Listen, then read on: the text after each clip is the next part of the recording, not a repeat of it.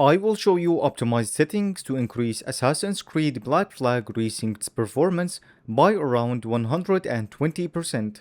And these settings will also lower VRAM usage by around 1.5 to 2 GB as well. I would like to thank Ubisoft for providing me with access to this game.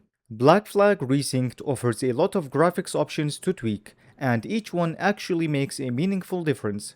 Now let's start as usual with the CPU performance. Using CPU intensive settings in a CPU intensive scene, the aging R5 3600X can dip to the high 40s with ray tracing turned on, and with it turned off, it dips to the mid to high 50s. This is actually very solid performance for what is going on. In fact, there are a few settings that can be decreased to further improve CPU performance, leading to a higher frame rate that doesn't dip below 60 FPS in this test. This means that even lower-end CPUs can try and target 60 FPS realistically. Now let's get into the settings, starting with upscaling. The game allows upscaling on the basic TAA, in which TAA quality actually looks decent. A bit soft, but definitely a viable option, while XeSS quality just looks horrendous. The image is too soft, with lots of instability and ghosting issues, while FSR looks comparable to TAA, but it is still softer than TAA quality, and with less preserved detail, while DLSS quality, to no one's surprise, looks the best, having the most stable and sharpest presentation. This all applies the same to scenes with movement or alpha effects. As for performance, surprisingly, TAA quality performs slightly lower than the rest of the upscalers. Anyway, the best option is obviously DLSS. If your GPU doesn't support it, then choose either FSR or TAA quality, because both are very comparable image-wise. Ray tracing in this game can be turned off, or you can choose from two options: Standard, which enables RT global illumination, or Extended, which further enables RT specular reflections. The standard option significantly alters the image quality, leading to much better lighting, accurate shading, and visible bounced lighting. This game really benefits from it, while the extended option can be a bit less obvious. It changes the way some reflections work, and it entirely depends on the scene. In some areas, it looks as if it adds new reflections to surfaces. In others, it just changes their look, replacing that distracting screen space look with a more persistent one. But both options come with a significant impact to performance, and around 1 GB of extra VRAM usage, which is why I recommend disabling ray tracing for the optimized settings. Yet I recommend enabling it if afterwards you have the performance to spare. And if you want to use ray tracing, thankfully, there is a setting that controls its quality. I don't recommend using low as it looks flat compared to the higher options. Medium and high offer noticeable improvements, while the higher options don't look like they make a noticeable improvement. As for performance, medium has a measurable drop, while high and above seem to perform slightly lower. I recommend using medium for the best balance. BVH quality controls the amount of objects that can be processed in the ray tracing world. This can be easily observed on reflections, in where increasing the setting gradually adds more objects to the reflections. It seems that anything above high doesn't add any more objects, at least in the areas I tested. Also, medium and below still use that screen space method for water reflections. Performance-wise, its impact on the GPU is negligible, while CPU performance is affected more measurably, whereby high slightly lowers performance, and higher options have an even larger impact. So, keep it on high for measurably better CPU performance with no noticeable downside. The character quality setting controls a lot of things related to characters. Lower options have noticeable pop-in and other low-quality behavior on NPCs, where the higher options manage to greatly improve upon this to the point where it's basically not noticeable during gameplay. As for performance, it doesn't have a measurable impact on the GPU, except for ultra-high, while the CPU performance is much more impacted.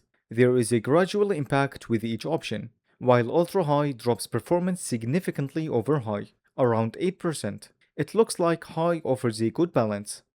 The hair strand setting looks really nice on the player, while the character's hair strands depend on the option chosen. To put it short, the all characters high option offers higher quality hair on the NPCs than the lower options, while the lower options seem to look the same. They just affect if certain NPCs can have hair strands or not based on certain conditions. Once this setting is enabled, it increases VRAM usage by just over 100 megabytes. It also has a measurable performance impact up to medium, while the all characters high option further drops performance noticeably.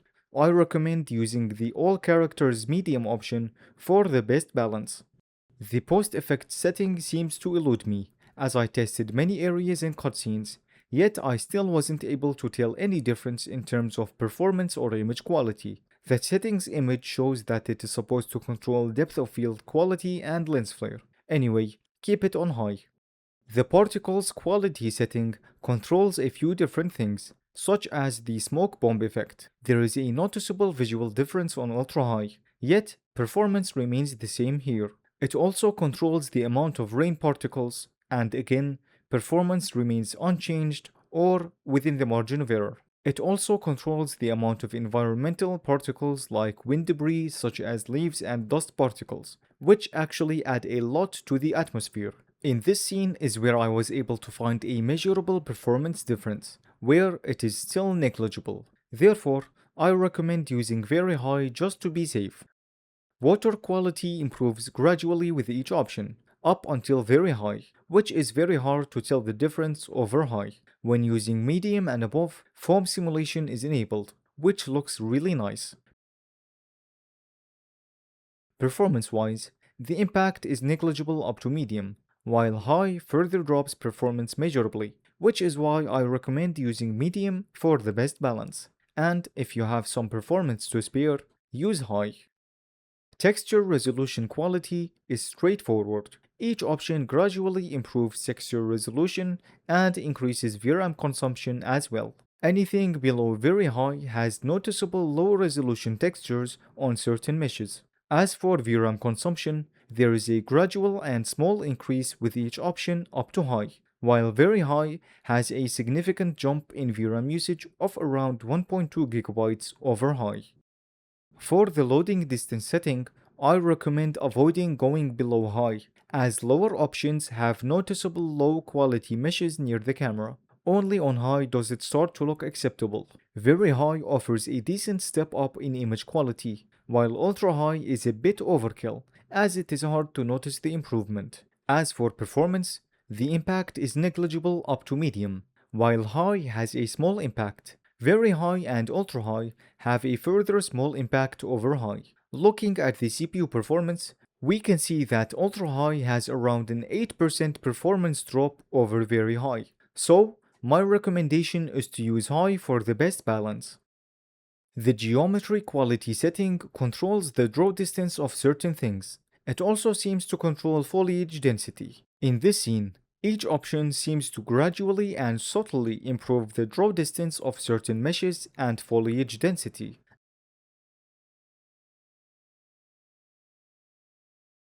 And once we reach the ultra high option, it becomes hard to tell the difference over very high. As for performance, there is a small impact when going all the way up to ultra high, but for the best balance, I recommend using very high.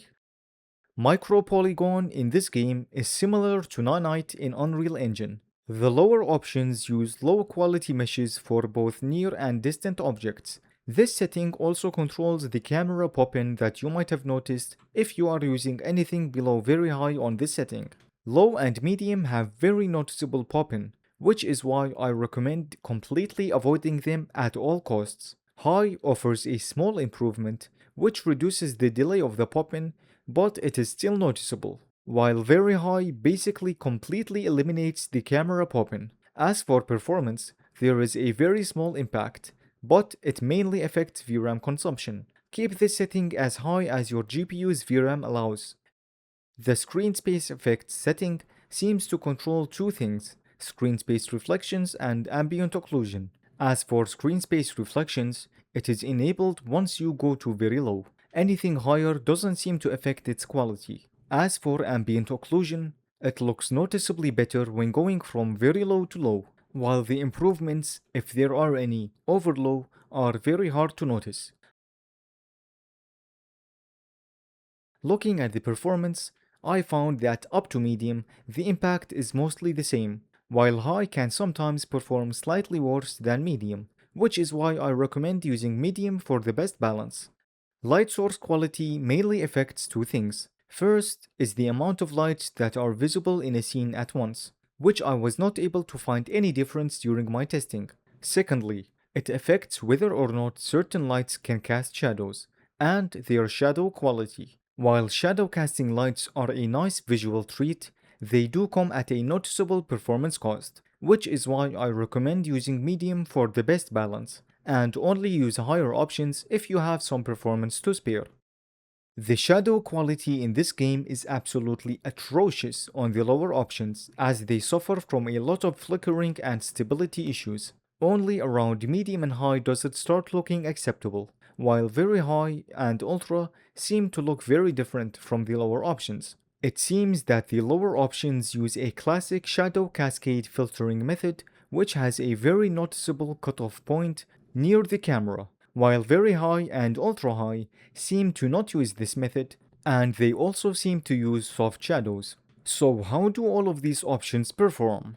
Going from the unstable ultra low option to high seems to cost around 8%, while very high further drops performance over high measurably and increases VRAM usage by around 100 megabytes further, while ultra high drops performance significantly over high, and it also uses even more VRAM than very high. For the best balance, I recommend using high, and if you have some performance to spare, I highly recommend you use very high. The clouds in this game look decent no matter if you are using the lowest or highest option. They don't suffer from any pixelation issues or look low res like other games do. The improvement with each option is a bit subtle when comparing them side by side. What is not subtle, however, is the performance drop with each option, which is why I recommend using low for the best performance. I tested the fog quality setting across many scenes, and I wasn't able to tell any visual difference. However, there was a small performance drop when going from high to very high, which is why I recommend using high for the best balance. The terrain quality setting controls the displacement strength on the terrain, and it does look really nice on the higher options. Thankfully, the performance impact seems to be negligible up to very high, while ultra high seems to noticeably drop performance. Therefore, I recommend using very high for the best balance. The scatter density setting controls the density of things such as grass and rock on the ground. Each option gradually increases the density of these objects, but the improvement is very subtle, and in this scene, ultra high doesn't seem to have a noticeable improvement over very high. Looking at performance, it seems that the overall performance impact is very small, which is why I recommend using very high for the best balance. The deformation quality is very weak compared to other games. Even on high, it looks low quality. Now, there is a possibility that this setting is broken, which is why it looks like this. As for performance, it doesn't seem to affect performance at all, so keep this setting on high. The terrain texture quality setting is straightforward. It controls the texture resolution of the terrain. I found that the lower options seem to have trouble loading the textures as they constantly flicker, plus they look low res, so try to keep this setting on high if your GPU's VRAM allows it. Here are the optimized settings. This was a very long video to make, so if you appreciate this video, please leave a like as it helps out a lot, and leave a comment telling us what you think about this game's optimization. Using max settings at native 1440p, surprisingly, the game performs a bit higher than I expected, on an RTX 3060 that is, as the frame rate averages around 21 FPS in this heavy scene, and VRAM consumption is around 9GB. Switching to the optimized settings while still at native 1440p, the frame rate now averages around 36 FPS, which is a 71% increase in performance, and VRAM consumption dropped by around 7.5 GB, which is 1.5 GB lower than before. Turning on DLSS quality, now we are averaging around 50 FPS, which is an extra 38% increase in performance, and VRAM consumption further dropped by around 200 megabytes. This is great news for owners with 8GB GPUs, as you can still have a pleasant experience without reaching the VRAM limit. Overall, this seems to be a pretty well optimized game, both on the GPU and CPU, and even on VRAM usage. Everything seems to be fair around this game's optimization. The only negative thing I have to say about it is the fact that most settings have 7 options to choose from, and the difference between each option is mostly negligible. What do you guys think? I also want to give a big thanks to everyone supporting the channel, and if you would like to help out and get access to the highest quality versions of my latest videos, consider becoming a patron.